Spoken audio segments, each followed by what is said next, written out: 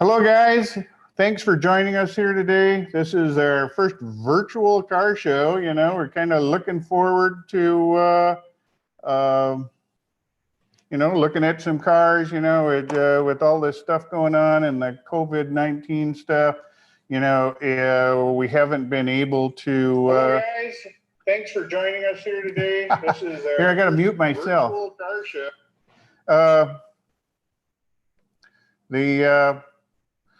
Again, thanks for joining us. We've got a lot to talk about here. We're going to have, actually, what's kind of cool today? We're going to have some Editor's Picks Awards. We're going to give away some cool hats. It's so cool that we haven't even made them yet. Well, they're out being made, and they're going to be like, a nice hat with, not this old dirty hat, but a nice hat with the club logo on it.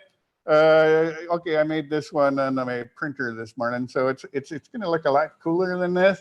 So we're going to have some Editor's Picks Awards. We're going to have also, you guys, I want you to go down in that comment section, not that green button that says chat. Stay away from that. That's just member services stuff. And, that's cool and all, but, they can answer problems with your payments and stuff like that. But go down to the main menu down there in the chat thing. If you have a comment on somebody's car, if you want to ask a question or something, or I want you to also, as we go through, feel free to vote for what you think is the best car in our little mini car show here today. Of those, we're going to, so go ahead and vote for what you think is the best car at the end. And whoever gets the People's Choice Award, we'll send them a free cap too. So, all right, with that, we got, probably a ton of submissions. And I'm sorry if you submitted your car and it didn't make the cut this time. We've just put it back into the bowl and says, okay, these cars are going to be in next time, or, we'll get them back in down the road. Because, they got so many great entries, and then it's like, well, geez, we can't go on for 3 hours. People start falling off pretty quick. So we're going to break this up a little bit. If you don't see your car today, you'll probably see it next time. Unless, of course, Jessica asked for a little bit more information. I know some guys like to send in the pictures of the cars, and we don't even know the name or, who's or where you live or anything. So go ahead and make sure when you filled out that form and you submit your cars, make sure you put in as much information as you can give us. With that, let's get started. The first car we're going to look at is a car owned by Michael Stafford from San Carlos, California. And this car it's a nice 1970 Challenger. It sports a 340 motor. Has all original parts. He originally bought it from a used car dealer in 1982. So with that, let's take a look at this car.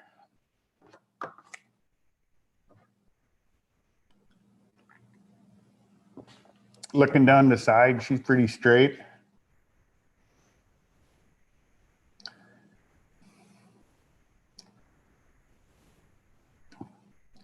Yeah, that's a clean looking Challenger. Got the rally wheels. Nice yellow and black convert. Ooh, that makes it a little bit on the rare side. 1970, it's one of my favorites for the Challenger. Automatic, got the center console, bucket seat. Great looking interior, American flag up there leaning against the wall.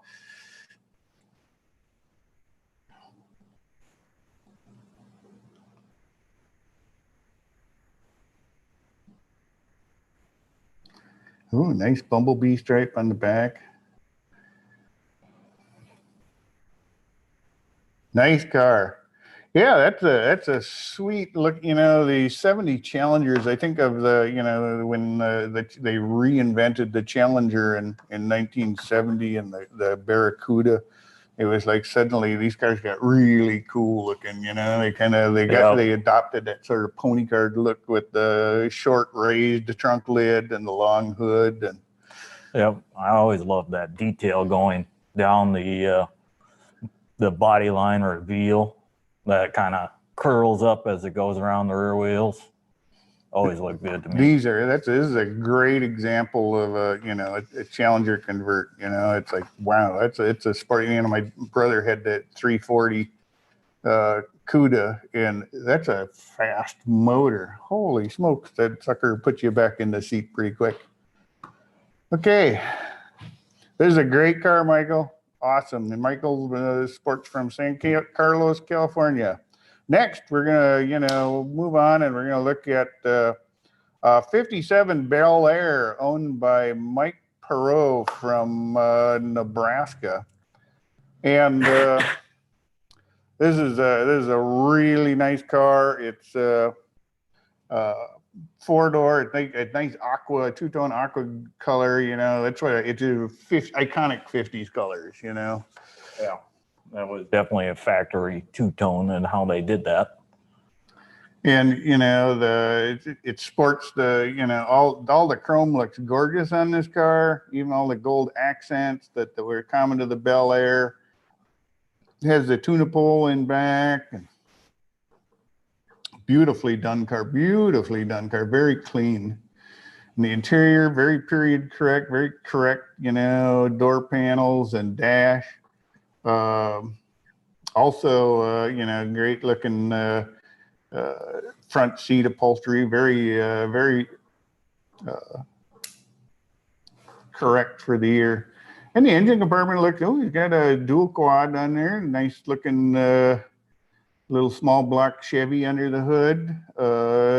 Looks like it's got air conditioning. I'm sure that wasn't factory, but at some points you got to make some sacrifices to originality just for the sake of being able to drive it without having to, be sweating, sticking to the seat. But, very clean engine compartment. Gotta love the look of that. That's really nice. Very tidy.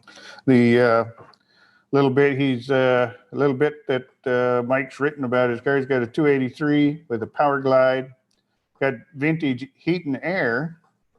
He bought it about 2 years ago. He bought new stock appearing door panels and also added rain gear wipers. The original factory wipers on these cars were all hydraulic, or vacuum operated. So every time you pushed your foot on the gas pedal, the wiper stopped. So it's the drivability. It's a drivability concern. So it's not the kind of thing that I ever fault the guy for upgrading. He bought the car because he had a lot of Tri-5s Chevys in high school, and he just wanted to go back and enjoy some of those things in his life, and that's cool. Absolutely. Our next car is a 1969 Super Bee. Oh, I've always had a passion for these Super Bees. And this one's owned by Charles Wagner. The car has ram air, bucket seats, console, 410 rear axle, power steering, power brakes, 383 Magnum, 4-speed, 6-pack cam. He's added a 6-pack and a cam. He acquired the car through eBay. So actually it's an eBay success story because, every so often you hear those people that go into eBay and they pick up a car and they end up getting burned when they pick it up. But, this is obviously a clean car. But all he's done since he bought the car is wash it. Well, you've done a good job of that. It is clean. And he's always loved this model. Back when I was in junior high, it was like one of the first cars I kind of always wanted was a Super Bee. Why a Super Bee? I'm not exactly sure at this point. But, in junior high, that was my car of choice. And taking a look at this thing, and you look down the sides, and it just lays you straight. Got the bumblebee stripe on the back, like a Super Bee should have. Love the color. Guess we've got our sound turned off here, so it doesn't interfere. But boy, we watched this video earlier, and it was like, holy smokes, that car sounds awesome. Them big block Mopars, they just have their own sort of like sound to them. It's so distinctive.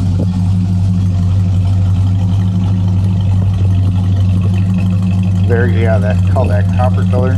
Very neat. All right. Great car, Charles. We love it. It's one of our favorites. The next we're going to move and we're going to take a look at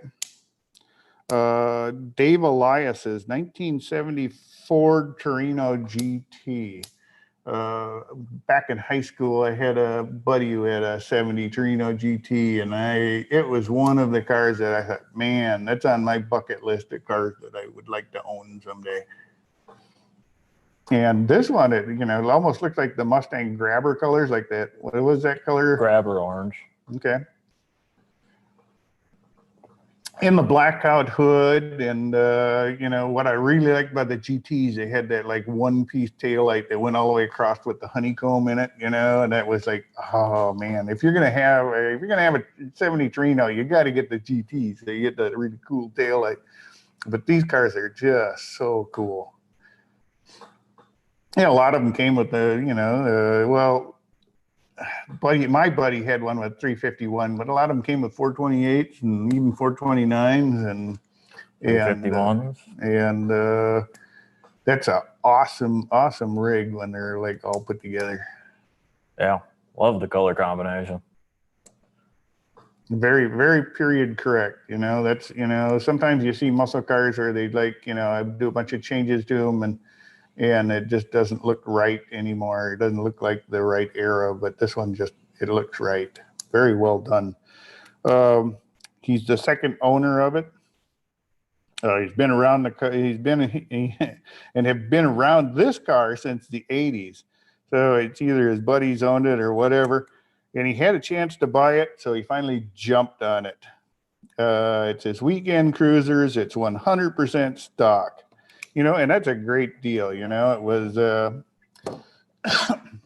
everybody has those cars. I think back when I grew up, I had neighbor done. We had, muscle cars were hot back then. So there was always the neighbor kids that had the Chevelles and the Torinos and Mustangs and Camaros. Well, of course, you want to go fast. And it just became that kind of thing where you always wanted to take a look at those, and you sort of grew up wanting one of those. So, and now that I'm older, I just say, it's still on my bucket list. I wouldn't mind having one of those.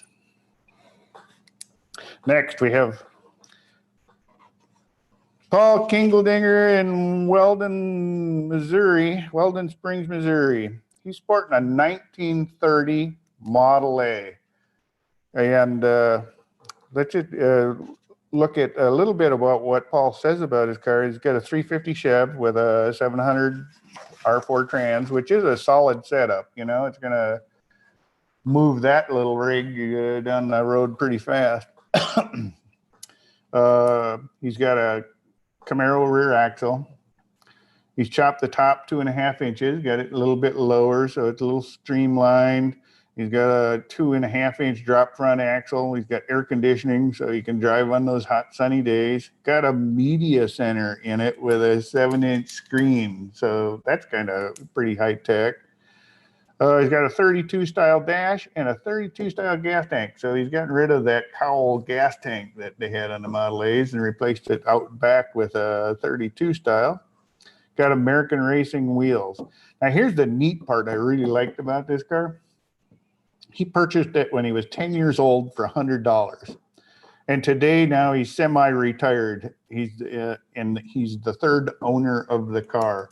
So that is a car with a lot of personal history. He's had it for virtually his entire life. And, the interior is nice and tasty. I like the matching interior with the white vinyl top. It's kind of got a throwback feel to the 60s era show cars. I like that. Yep, the white with the white tops. So you see a lot of guys who just go with the standard black, but seeing the white top on them has that like 60s show car kind of look to it with the, the white pleated interior. And that 32 gas tank in the back there looks right for for Model A to have that tank back there, and you get rid of all with Model A's you usually end up having to figure out what to do with the gas tank anyway. Not a lot of people keep the old cowl gas tank because it has its own problems. But that was Henry Ford. He was always trying to save a dime. He figured he didn't need a fuel pump if he just gravity fed it and put the gas tank up above the engine. So it was neat old cars, and this one is very tastefully done. Nice job. And a car that you've owned your entire life. Not many people can say that. Next, we're going to look at a 1955 Bel Air Sport Coupe. And this car is owned by Neil Sappington from Hayworth, Illinois. The engine is a 383 stroker backed by a 700 R4, and that's a solid combination. That's what we've got in my 35 Chev, and I can tell you right now, that 383 stroker will give you more than enough power to, keep that shoebox going down the road straight. And the overdrive transmission, just bumps it up. Suddenly you get decent gas mileage. Yeah, and you can hit the highways. He bought the car in gray primer about 25 years ago. He's done sort of a resto mod restoration on it. And a resto mod means you're basically keeping the car kind of look stock, but you're making a few modifications to increase the drivability and performance and make the car more user friendly to drive. It's kind of a popular way to do a lot of cars with a resto mod. Not a lot of people like to shift or column shift 3 on the tree and try to drive in traffic with that. So fully understandable why you would resto mod it. Yep. And his reason for buying this car is he drove one similar to this in high school, which makes it even more cool. If you have, if you can like go back to, relive some of your high school days. And, the great thing about this car, it looks like he just started it up because we were puffing a little moisture out of the exhaust system. It's surprising on some cars when you start them up. Some hold a lot of moisture in the exhaust and some, clear it right away. But boy, it just looks good, doesn't it? Sharp, clean body line, straight trim. Sounds good. Good looking bumpers. I always like the 55 taillights. Those were my favorites of the Tri-5 taillights. They just looked like they were molded in there.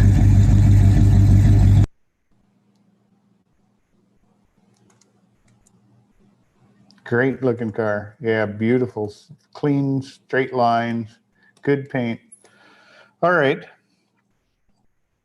Nice car, very nice car. Next, we're going to look at Greg Sumner from Duncan, British Columbia in Vancouver Island, Canada. Hopefully I got that all right. He has a 1965 Mustang Coupe. That's an iconic car. It's the first of the pony cars, and this one's, in 65, so many of them were powered by 6 cylinders because, that was considered a big engine for these cars. But this one sports a 289 4-barrel. Has an automatic transmission. Modification from stock. He's had a dual chrome exhaust system, custom rims and tires.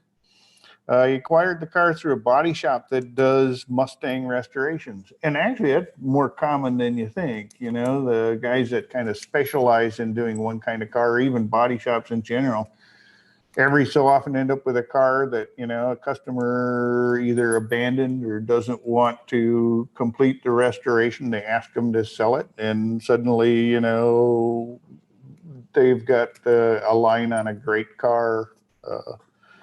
And he's owned it for 2 years.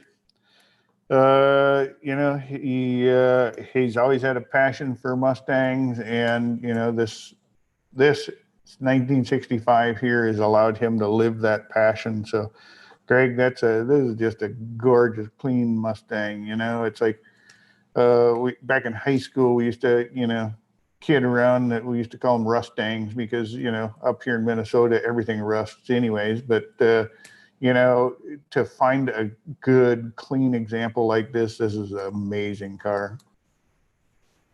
Yeah. And what an iconic car. It started the whole pony car wars. So Yeah. Yeah, the beginning of the era. I know that a lot of people like to make the 64 and a half, 65 argument, but it's like none of them were ever registered as 64 and a half. But the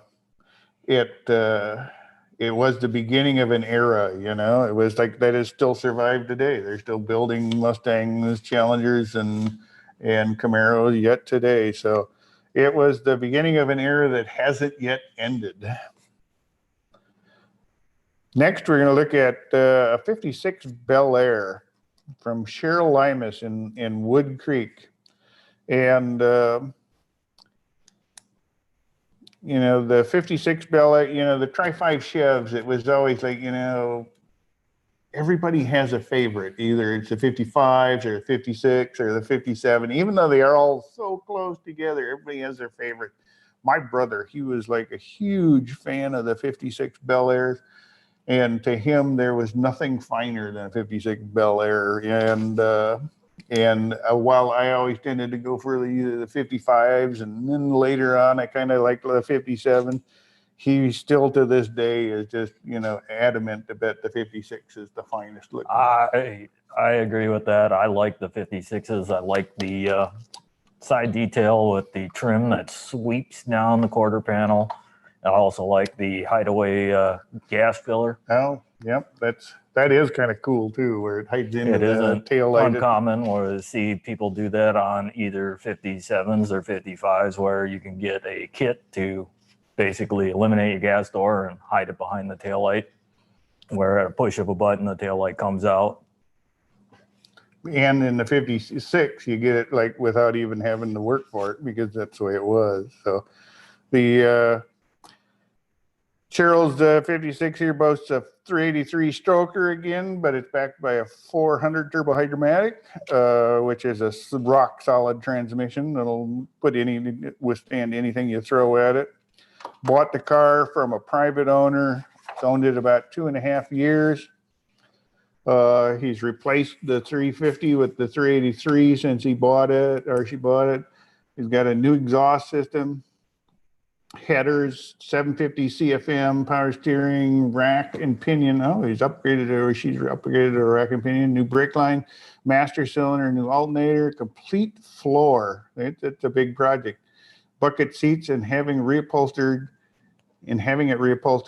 Bluetooth stereo and paint. And I'm on yes. And I love the Tri-5. Chose the 56 because everyone either has a 55 or a 57.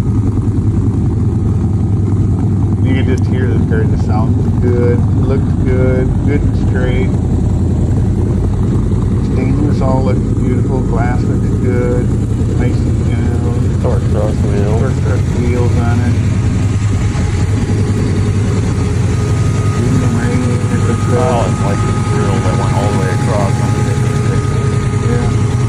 It kind of gives it a nice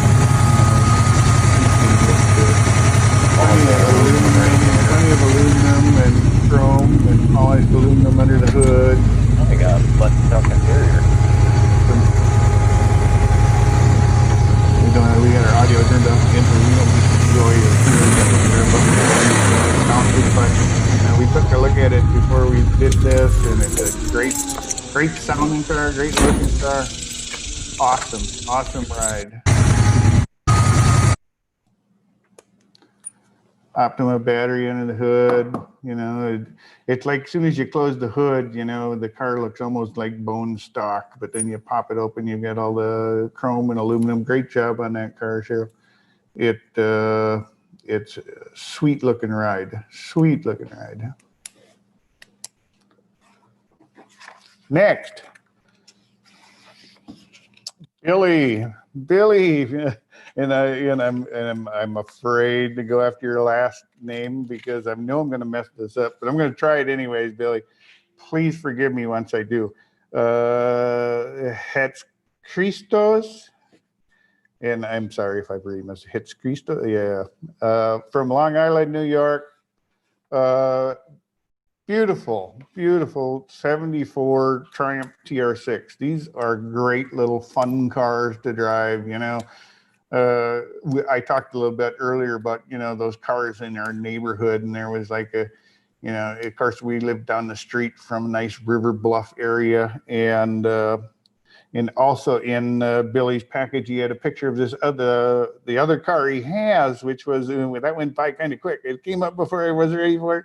That was, and that's Gary's a fan of these. A 52, is it, Gary?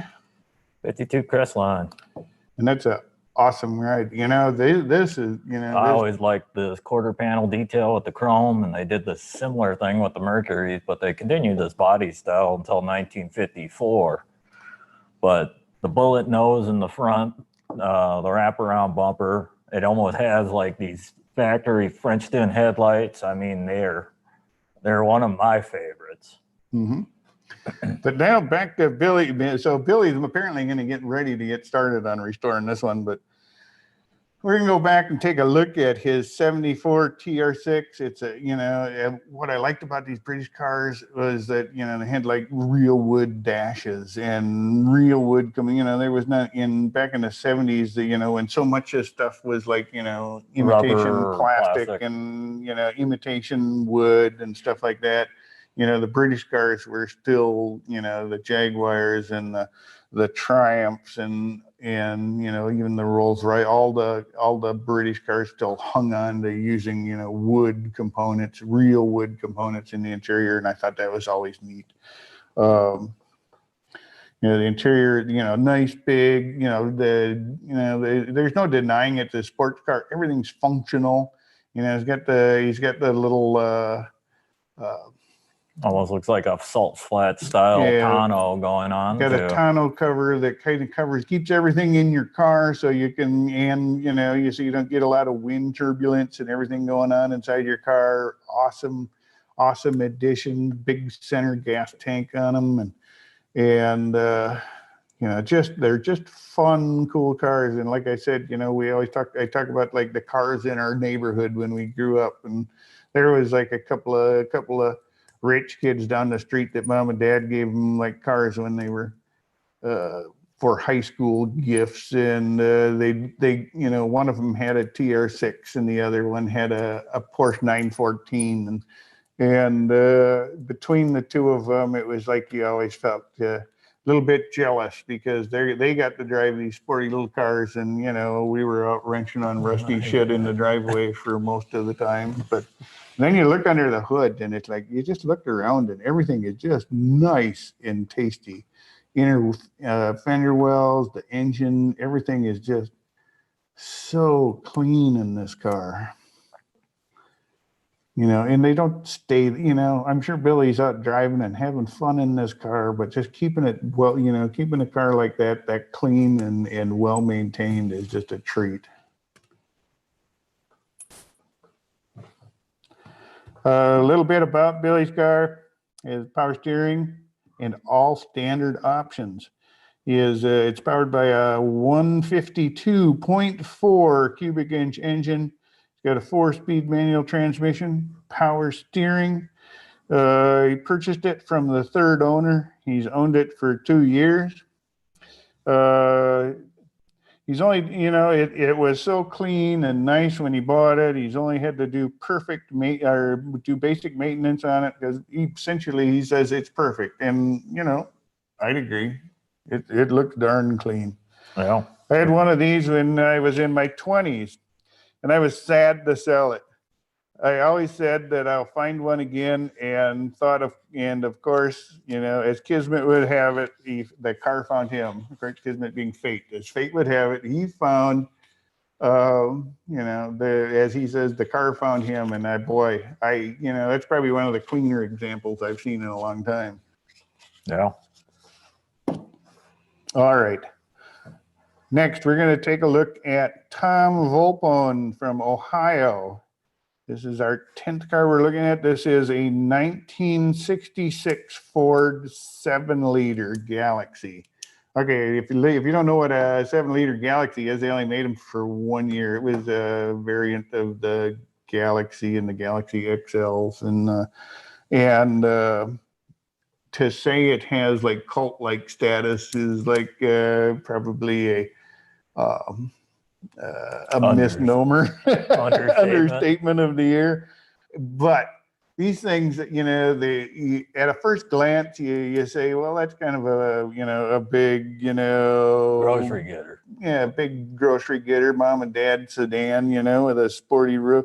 But then the second you hear that engine fire up, it's like, oh man, that's not a grocery getter, that's a rocket ship, you know. It's like, holy smoke. They have a unique sound all their own. They're just a fun car, and a fun car you can have with the whole family. You know, you still got room to bring people along, you know, not like, you know, some cars where you got no room for anybody other than yourself. It sports a 428 with a C6 automatic. He acquired it through the car club he's with, and he's owned it for 23 years. So he's got a lot of history with this car.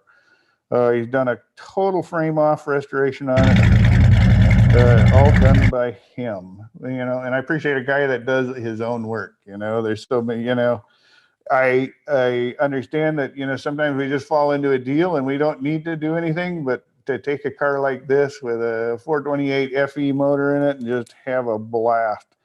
All right, let's take a quick look at Tom's car here. Real clean, real straight on the side. Oh yeah, got that black. I got that sound that there's no denying. Yeah, there's fresh going down the side. Inside with the red interior, black body. Beautiful restoration. Yep. There's no denying that one. That, you know, it was like, I think these cars were like way underappreciated by a lot of collectors for a long time. And, you know, now people have really begun to appreciate, you know, how iconic these old 7-liters are and how rare they are. You know, it's like a 1-year offering for the 7-liter. Tom also says he's always been a 65 to 67 Galaxy fan. He has 2 of these 7-liters just to prove that you can't have just one. And he also has a 67 XL that he drove in high school, and a 65 XL factory 427 car that he's currently restoring.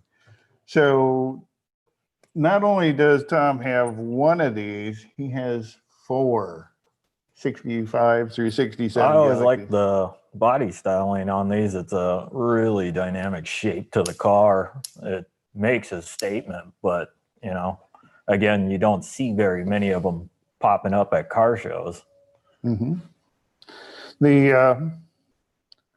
We're now at the halfway kind of point in our deal here. I'm going to like give a couple more plugs. Yeah, if you see, you know, if you see after when we get through this, you can, you know, I want you guys all to vote for which car you think is best down in the comment section down below here. You know, try to only vote once. I know they all look good. They all look good to me, actually. And so vote for a car you think is your people's choice. We're gonna send out you know, free caps. You know, they're not gonna look as cheesy as my mock-up here, where I just like took a piece of paper and stuck it on front of my dirty sweat stained cap. It'll look cooler. It'll look way cooler. But, you know, our crew is working on getting those hats in, and we'll send them out as soon as they're available. So feel free to, you know, make sure you make your pick. We're going to send one to the People's Choice Awards. We're going to also have some of my picks and Gary's picks. So we're going to give out some stuff here. And with that, we'll get back at it. We're going to move to car number 11 in our lineup here. And this is a sent in by Mark Lane from Newfoundland, Labrador. And he's got like a couple of cars he submitted, but the one that he mainly submitted is this 73 Challenger. It's a Car has the rally options. It has a 340 four-barrel car with a 3-speed automatic. Beautiful green and white. You know, with the and of course, you know, he did point out that he's got a scenic, you know, overlook here and a shag rock, which must be iconic for Newfoundland, Labrador. But in the background there is what he calls shag rock. I think that's kind of cool that he's like, you know, he's got such picturesque scenery to put his car up against, and also show off just the beautiful clean lines on this Challenger. You know, you just look at the car and it's just straight as an arrow. Got the correct wheels and top, and just well done car. It's got a 340 block. It's been bound and blueprinted by Ken's Custom Machine Shop in Winnipeg. He did a 10 overbore. It's got 202 heads with a 3-angle valve job. Got a ton of performance modifications to this engine. I'd list them all for you guys, but this might take too long. Got a TCI 727 transmission in it, 8 3/4 rear. Got big block torsion bars up under, holding the front suspension up, giving them a nice firm ride so you can, you know, do better at cornering. He purchased it from a high school buddy. Yeah, it's kind of neat how some of that happens. He's only owned it for 2 years, but I'm sure he's probably wanted it a lot longer than that. You know, he's got a lot of history with this car. Great looking car, great location. Now let's check out this video and hear what this car sounds like. It's a great sounding and looking car.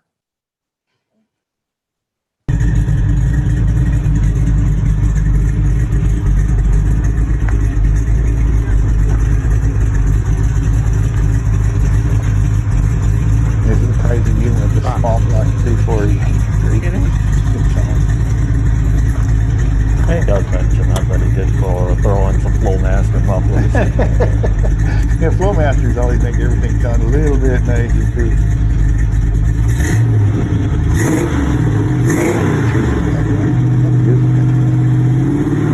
Certainly is.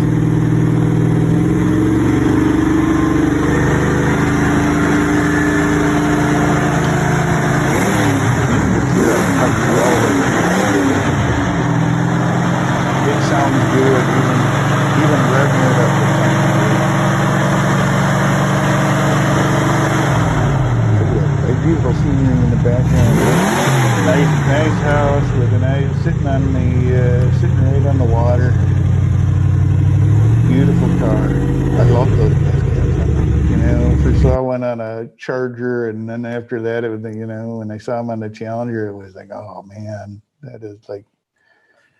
They nailed it. They nailed it. They had that, you know, race flavor all the way.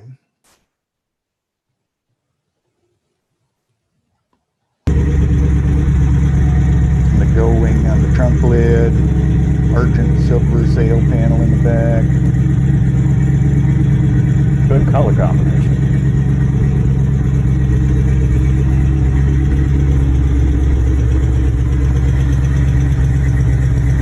And Mark waved goodbye to us. Great car, Mark.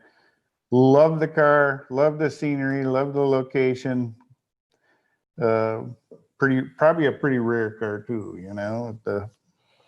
Yeah, I like to see the fact that he left the interior still green instead of swapping it out to black. Yeah, you see so many of them where they just everybody they wants look at it and they say, "Oh, let's do that black or do that white." Because everybody else has a black interior in their, you know, in their Challenger. So, yeah, it's kind of cool to see some of those original colored interiors starting to come back in cars. Love the car. Great car, Mark. Okay, the next car we're going to look at is from John Schultz. And the picture that's up right now, this is a picture of his high school car. This is the car that he had when he was in high school. He paid $125 for it. It had a 1954 6-cylinder engine. When we were looking at it, we saw that it had we love these vintage shots anyways, but it's got like the the eyebrows over the headlights. He's got the full fender skirts in the back. Got the flipper caps. Got the flipper, yeah. And it looks like you got a little personalized, like, license plate on the front says red. I'm not sure if the red was the name of the car. And it almost, looks like he's done some lead work on the nosed it, and the One piece, the hood. The whole hood looks like it's been filled in on the center seam, and even the emblems and the stuff have been removed off the front of the hood. So it's got a little bit of a custom flavor to it. It's his high school car, and that I thought was kind of neat. And then the fact that he wanted to relive his high school days, but he wasn't gonna just get something the same. So he chose he got the same year model, but he's made some more modern updates to it. And those would include a 350 engine with a 350 turbo hydromatic automatic transmission. It's got a Mustang 2 front suspension, which is a nice choice for this car, actually. And has air condition, added larger front and rear disc brakes. Plus, he's got power electric e-brake and power windows. So he's added a lot of creature comforts that make it a car that he can drive anywhere. Like the old car, he would have, his old high school car, I'm sure he would have driven it anywhere also. But as the years go by, you want a little bit better, more. It's just the whole period of hot rodding is, you're updating things on the drivetrain to, increase the drivability or increase the performance. And there's no harm, no foul there. I mean, what we're looking at is beautiful car. Yeah, it's got a nice wheel and tire combination, nice stance. It sits right, looks right. And it looks like a car that you could go down the highway on and not have a worry in the world. It's a nice looking car.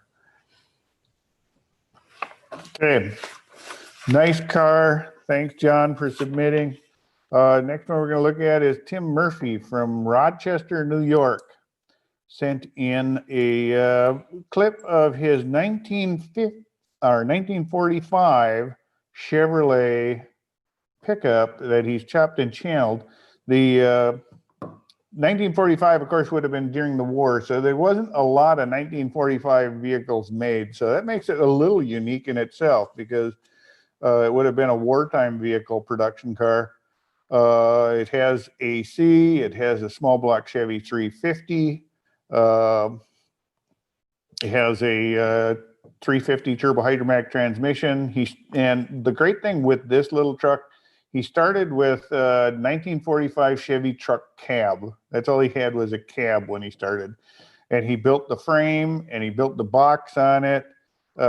He started with, he found his original cab on Craigslist, and then just started from there and built it up. And let's take a quick look at this. Great little ride. Tim driving it up, coming home. It looks like he's been out having fun with it.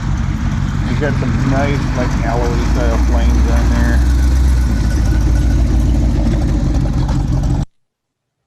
Great looking little truck. Lake style headers. Lake style headers. He's got trim rings and baby moons with wide whites.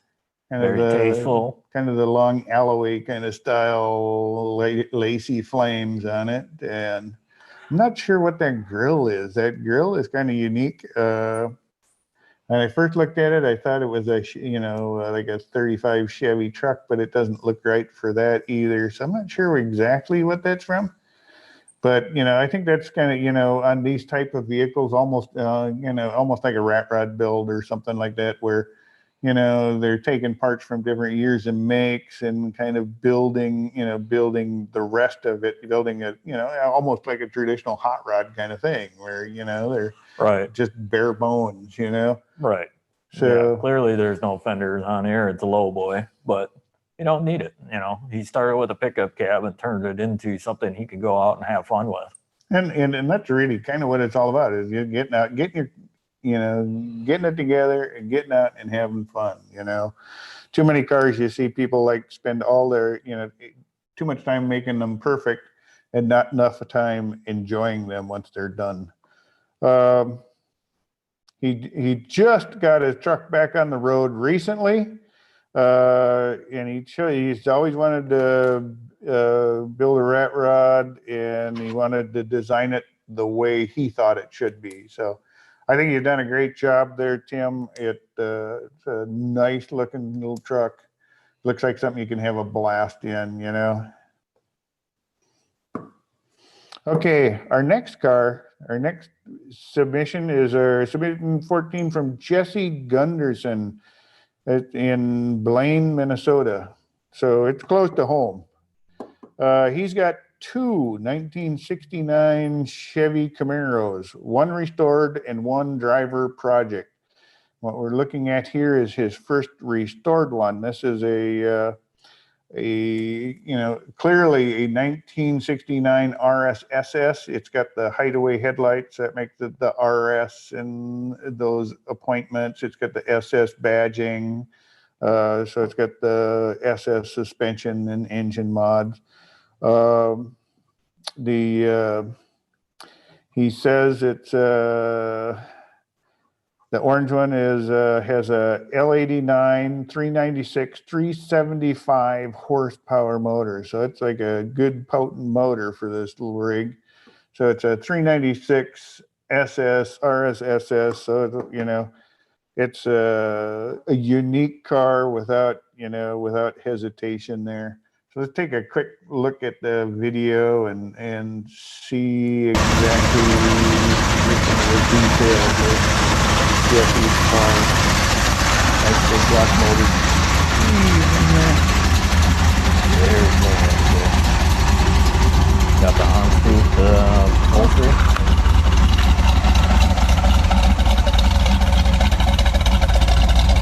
Got that resale panel.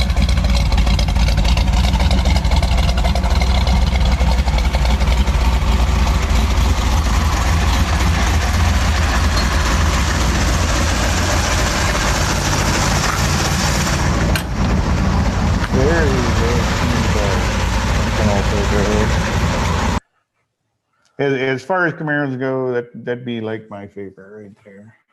As far as First gens. first gen Camaros. I always like the RSSS. I also like the color match front bumper. It gives it more of an aggressive look on the front end. The Enduro bumpers, and I've always made it like a little bit cooler. Yeah, it's got like almost all the parts I'd want on one. To be my dream 69. He's also got another 69, his black, what he calls a 69 Camaro Convertible. It's going to be a Baldwin Motion tribute car. And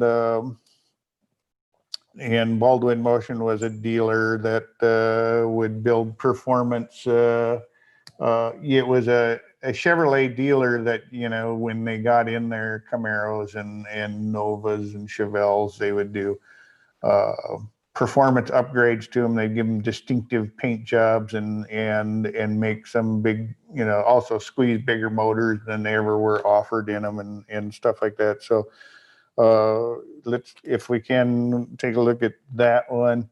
And here it is. This is he's going to build this as a Baldwin motor tribute. So it's not an original Baldwin motor car, but it's got some things that are kind of unique for this car. It's clearly not going to be a bone stock original clean car, but it can be a car you're going to have a heck of a lot of fun in. And it's got that, that unique hood that was more reminiscent of the Corvette style big block hood. With the scoop pattern on that, and then it's got the hood tack on it. Has the actual Corvette side pipes added to it. I had side pipes on my first few cars, and it was what you did in that time frame. And my wife, after she burnt her legs on it a couple of times, said that we were never going to have another car with side pipes on it. So then that was sort of the end of that for a long time. Okay, forever. Okay, let's take a quick look at Jesse's black convertible here. And again, it's a pretty clean looking car. As he says, it's undergoing restoration. Looks like he's got a new trunk lid for it. It's got the, what I like about a virtual car show is like things that don't normally make it to car shows, or cars that don't even run, can suddenly participate. And it's like, this is a neat project. I think he's got the bare bones as a good good set of bones to start with. Looks reasonably solid and straight, and it looks like it'd be a fun ride when it's done. Oh yeah. Let's see what else he's had to say about him. He's had the orange one for 24 years. He's had the black one now for 14 years. And the original orange one has a complete frame off restoration. The black Camaro will get a frame off restoration. He's put a T56 6-speed transmission and Enduro bumper and the L88 fiberglass hood with the hood tack and console in it. He grew up with Chevrolets and Camaros and always dreamed of owning them as a kid. And now that he's old enough, he's finally scratching that itch, And from us guys in the southern suburbs here, we're pretty confident that just about everybody in Blaine has 2 Camaros. And then if you live in Anoka, then they're on cement blocks. Okay, I just made that up. We don't really know that for a fact. Well, you got the best of both worlds. You got the coupe for if it's raining, and if the sun's shining, you got the convertible. Yeah, it'd be great to see this car when you're all done. It looks like a fun ride. All right, moving on. We're going to check out a great truck, and this is one that when Gary spotted going through the list, he goes, yeah, I've always wanted one of those. And this is like, when you first look at it, you think Ford pickup, but then you take a little bit closer look and you say, no, this is a Mercury truck. And when they pushed these things north of the border into Canada, all the Fords became Mercuries because I don't know, they couldn't sell a Ford truck up there. Apparently. I think it was just a naming thing.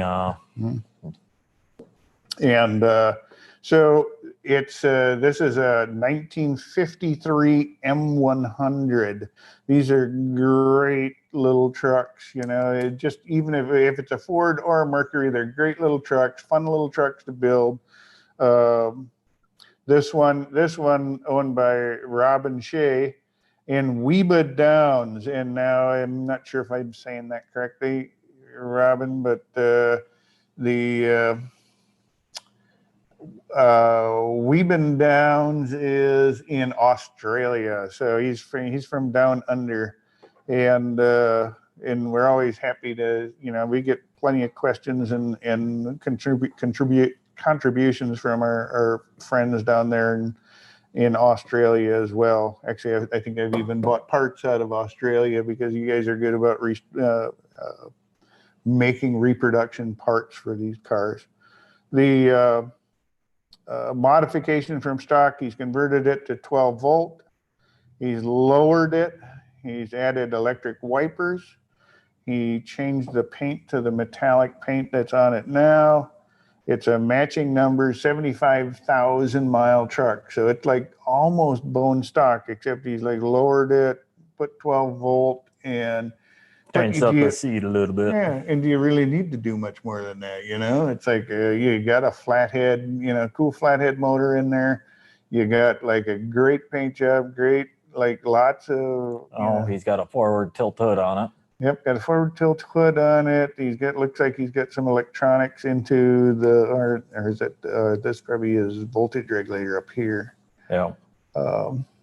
But that, he's certainly made some modifications to make it more drivable, more usable, more friendly. He bought the vehicle unrestored and had been sitting at a farmer's shed in Alberta, Canada, most of its life. He had it restored in Canada and then shipped to his place in Australia. He's owned it for 11 years. He drives it to local car shows. He likes the styling of these trucks, and the fact that it's a Mercury brand makes it a little bit more rare.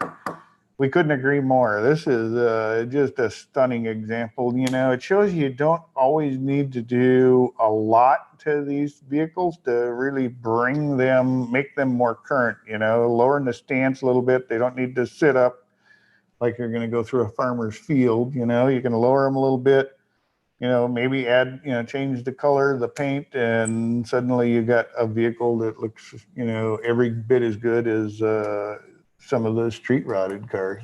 Mm-hmm. Always had a soft spot for the 53 through 56 Ford trucks, as well as the Mercuries. It's a great like the looking, fat fender look to it. Very cool. Next, we're going to look at the next car. You know, I'm gonna jump ahead to the story. This is Steve Moriarty's from Pomona, California's car. You know, if you've never been to Pomona, or if you've never been in the Southern California area, it's a car culture down there. Cars become part of your life. You know, I've had an occasion to be down there more than once for different car events, and it's a fun area just because, you know, it's the cars are so ingrained with the fabric of their culture down there.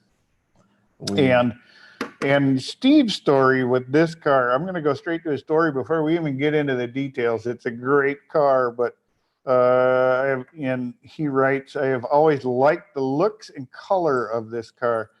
And it was the reason was in 1973, I acted in a movie with John Wayne called McHugh. I played Officer Pete. During the shoot, the Duke and I became very good friends and enjoyed his friendship from then until he passed away in 1979. We had two of the 1973 Pontiac Trans Ams in Brewster Green in the movie. One was a 4-speed, one was an automatic. This can't be one of those cars because we totaled out one during the movie shoot, and then a crew member bought the second one and totaled it out drunk driving.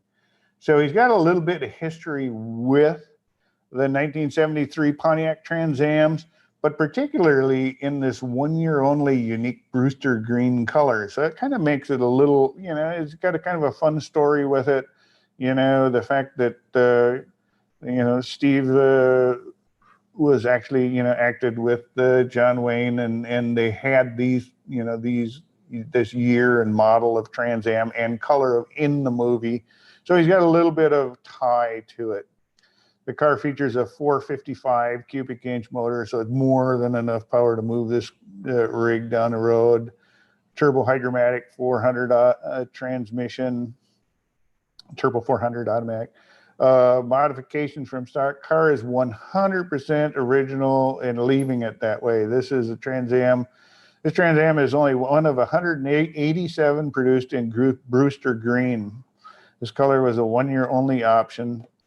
He purchased it out of Houston, Texas, and he's owned it for 6 years. So I think not only the fact that it's a great example of a rare car, but the fact that he has a little bit of history with this exact same color model of car going back to when he worked with John Wayne, it makes it even a little bit cooler. Yeah, the story definitely adds to it, but I always like the shaker hoods on these second gens. Yeah, the shaker hood just became so iconic on the Firebirds, you know, on the Trans Ams, and you always wondered why they never incorporated that on the Camaros then. And you look under the hood, and it's just like spotless. It looks like a brand new car under there. Nice restoration.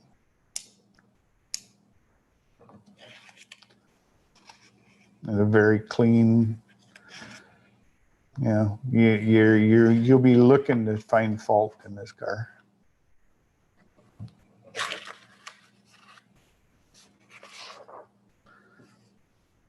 Next, we're gonna move forward now. We're gonna take a look at a 1964 Chevy Malibu Ss. These are great cars. I love these cars. They're small, light, and when you put a big motor in them, you've got like, a combination that can't be beat. The 64 Chevy Malibu F, the early Chevelles, this one is powered, non-stock motor. Even though this car looked really stock other than wheels from the outside, it's sporting a 454 cubic inch motor. He's got a 4-speed transmission. You saw the car sitting in a car lot, and he saw the car sitting in a car lot in Gatlinburg, Tennessee. And we all know nothing good ever happens in a car lot in Gatlinburg, Tennessee. But apparently this proves me wrong, because he found this car, and he's owned the car just for 8 months, but there's not much to do with this. It's like it's laser straight, and everything seems, the door gaps look good, the paint looked beautiful. He's taken it to a few local car shows. Was the same car he had in the year he graduated from high school. So let's take a look at this ride.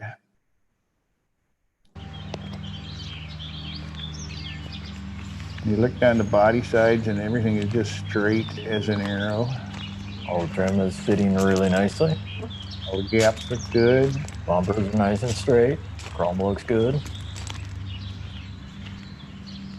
Torque thrust wheels again. Yep. Raised white letters.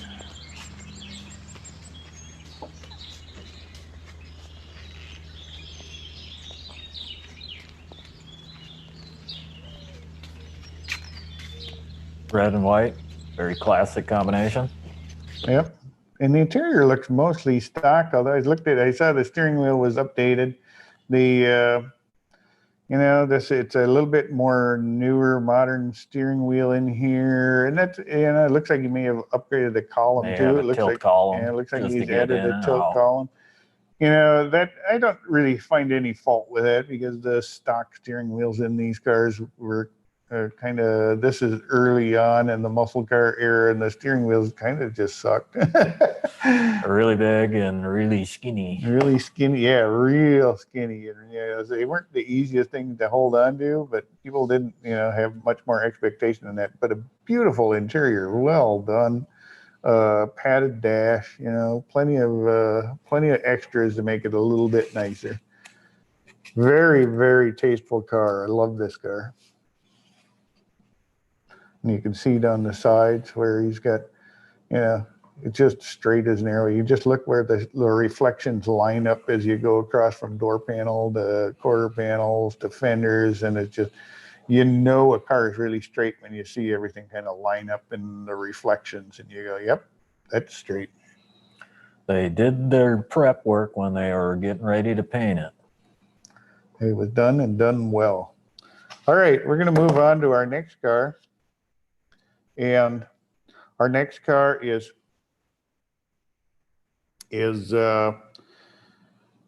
from Randy Sales, and this is a 1967 GTS Dodge, and I think there's a Dodge Dart GTS, isn't it? And he calls Campton Hills, Illinois, his home. It's a beautiful car. Just taking a look at this, we're going to take a quick look at the video here to start with on this one. I know Randy has a few things he says in the video about his car, and thought we'd share that to start with. 1967 GTS Dodge Dart. They made 457. And Mr. Norm, Grant Spalding Dodge, is the reason there's a 383 and a 67 Dart. Dodge said their engineer said it wouldn't fit. He had his mechanic put one in, and it worked. Then he told Dodge, and then he drove it there to show the engineers, and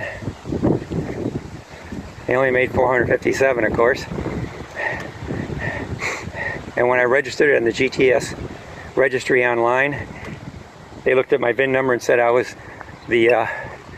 had one of the first ones made.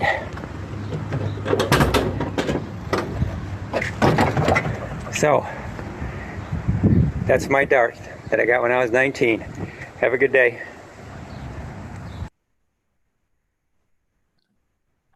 Very cool. You know, this car, this is just one of those cars, once you look at it, you know, it'd be easy to walk by and just think it's a Dart, you know, without like giving it a second thought. And then you'd start like really looking at this car and you realize this is kind of a neat car. And I'm going to share that, you know, I'm going to share a little bit what Randy has to say about how he acquired this car. He wrote, when I was looking for my first car, I was 19. I wanted a 1967 2+2 Mustang, but used ones were going for $2,200, and I had only saved up $1,900 so far.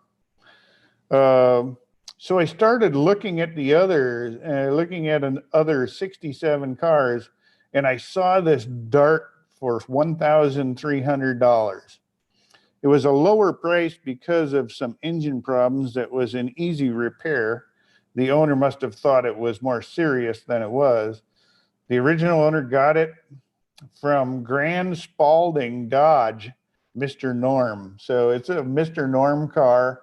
It's got a, you know, 383 in a Dart. It's, you know, this thing's got to be like a rocket ship. It's a wolf in sheep's clothing. It would be a really, really fun car to get behind the wheel and just have a blast in. The next, we're gonna keep going down where our next car. Before I keep going any further, I do want to mention down below here, if you near the comment section down below, we do have my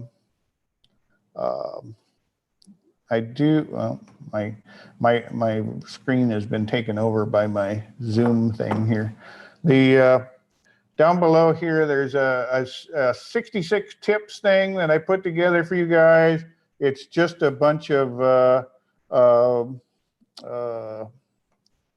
it's a great collection of car tips from fellow car guys like you. You know, it's free to download. It's just you know, just a bunch of tips that guys have shared about making restoration stuff easier. You know, why you may think some are dumb and some are cool. Guarantee you're going to find, you know, at least a handful of them in there for you that you're going to say, this is a great idea. I'm going to use this in my shop. So go ahead and make sure you download that.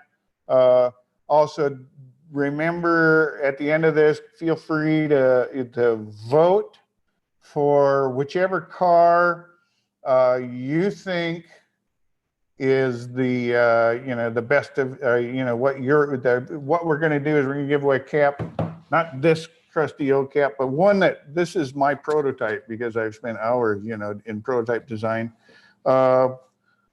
Not one like this, but a new fancy one that will be mailed out to the guy who has, you know, the People's Choice Award. What you guys select is the best car in the show. We're going to send out one of those caps to them.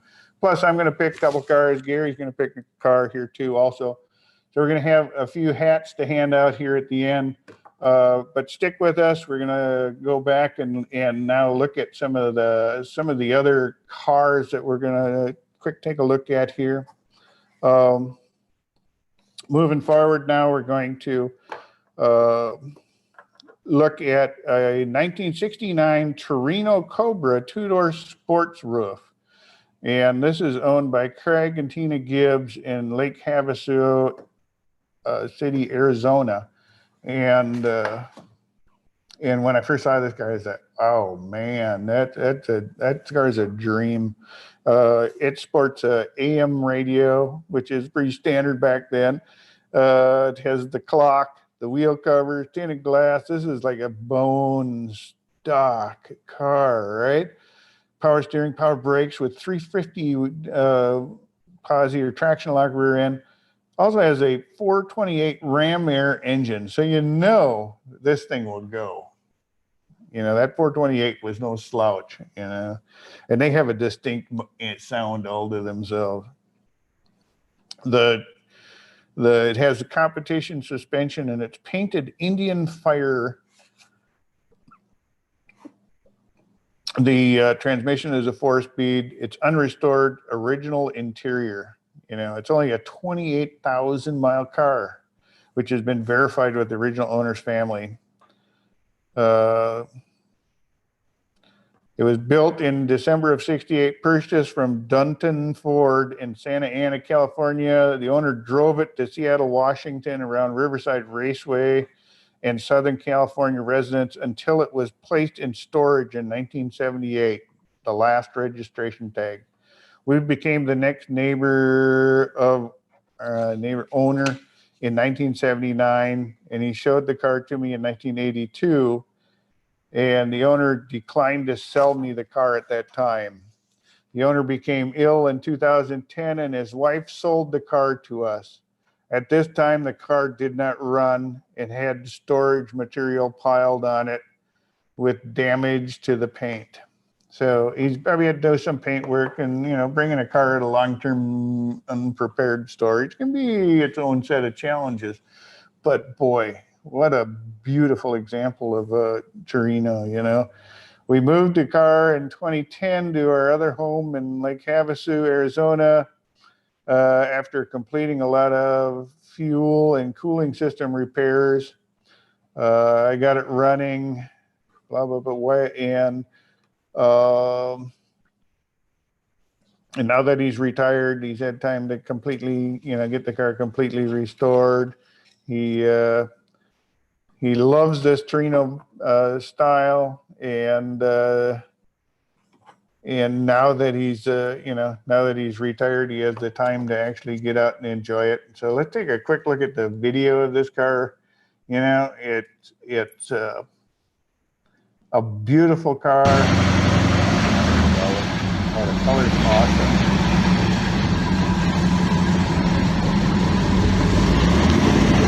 Always love the roof lines on these Torinos.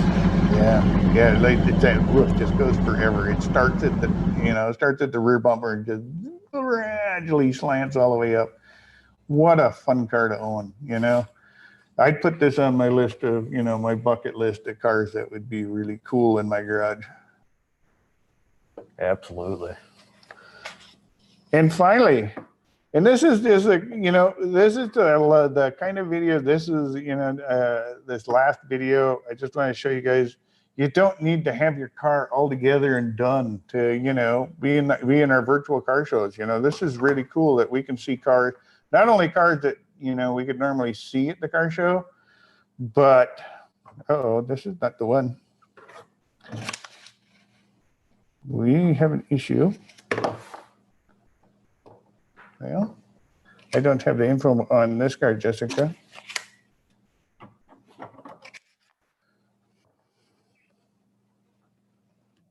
Katie.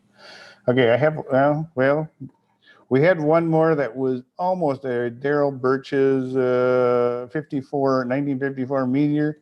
It's a great little car. You know, we can maybe add that in later. It's a nice car, but again, it's not a running car, and it's his project. So it's kind of a fun car to see. Hopefully, we can get the video of that up later. Again, it's still a project in progress. It's pretty much a part at this point. All right, now we've kind of gotten through the whole thing. You've seen, you know, the cars that we've listed so far. Go ahead and vote down below if you have the time. We're not going to announce the People's Choice Awards, so people who come back and view this a little bit later, you'll get an opportunity to vote too. Please only vote once. We'll announce our People's Choice, you know, in the next couple of days after a few people have had a chance to see this. In addition to you guys, but I wanted to announce the cars that First, I had a few of my own personal picks, and for my personal picks for my favorites was the first one being, and the guys who get our editor's choice picks, we're going to send you out a nice version of my cap, not this one that I made this morning, but you'll get a nice version of this cap. And the first winner is Paul Kingdigger from Weldon Springs, Missouri. He had that 1930 Model A, sort of a turquoise with a white interior. Beautiful car, awesome car. Then Gary, or then my other, that was my pre-war pick. And then my second pick was Randy Sale, and here's a picture of Paul Kingdinger's 30 Model A. Love this car, really clean. The fact that he bought it when he was 10 years old for $100, he's hung on to it his entire life, and he's clearly been updating it along the way. Great car, great story. Fun to see a car with a lot of history like that. Second choice, my second pick, and again, one of these longtime owners deals is Randy Sales in that 1967 Dodge GTS. It's he's owned the car, for 51 years. It's a beautiful, rare car, and the fact that it's a Dodge Dart, a 67 Dodge Dart with a 383, a Mr. Norm car. It pushes all the right buttons to be a real iconic car. And the fact that you've owned this car since you bought it new in you bought it in when you were 19 years old, and now so many years later, it's still, just as great as it was the day you got it. Okay, now this one will really this is Gary's pick. And Gary had to look long and hard. He loved every single one of these cars. And like I said, there was so many cars.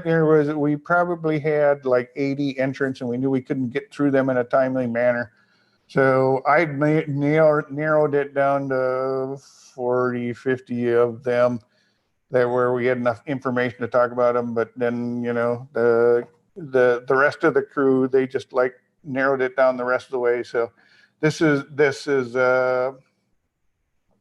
batch, we'll just call it, from this show.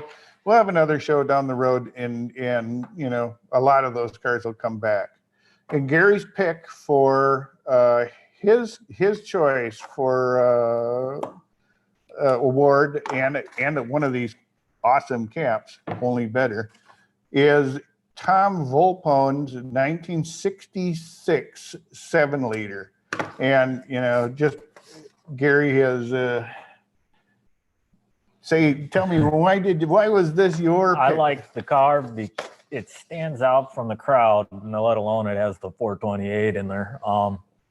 The bigger thing that really caught my attention is the owner did the entire restoration on it, and that really made it stand apart from the crowd, where not only did he do the body and paint, he also did the interior, he did all the trim work, all the stainless steel work, as well as, I'm sure it was a frame-off restoration, so there's a lot to do, and especially if you're the only person doing it. So I give him credit for that, and that's why he is my pick. Yep, and it's an awesome car. Tom Volpone's 1966 Ford 7-liter Galaxy. And here, go ahead, Katie, and play a little bit of that video so you can hear that motor just one more time.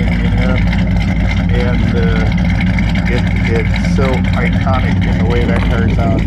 And I know there was some other great, awesome cars in that. And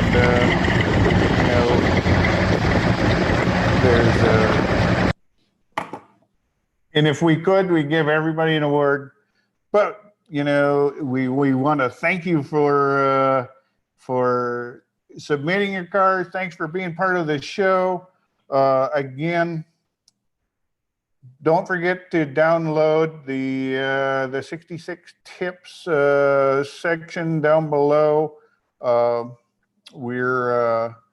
It's a great little thing. There's no cost. Just, you know, put in, I think it's an email address in download, so you're good. So it's a great thing to get a hold of. Don't forget to vote for your People's Choice Awards. You know, there's a lot of great cars in here, so go ahead and vote for your cars. We'll tally it up later, and we'll, you know, announce in the discussion area, you know, who the winners of the People's Choice Awards were. And want to thank you again for coming out to our